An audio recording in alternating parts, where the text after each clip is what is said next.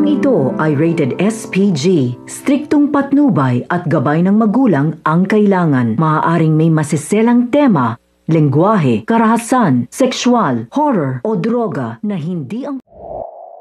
Inimbitahan nga ni Lynette itong ang si Zoe, ngunit nagulat nga itong sina Chang Susan at itong ang si Josa dahil nga raw bakit pa nga niya iimbitahin itong si Zoe sa sama nga ng loob niya.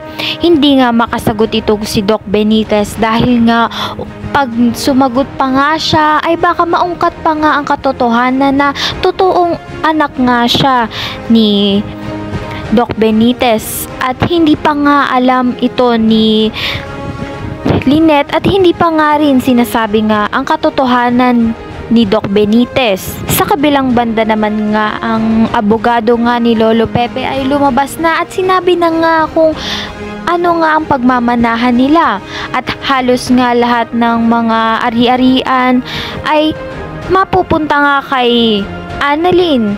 Magugulat nga si Moira dahil nga ni isang pagmamanahan ay wala nga itong si Zoe.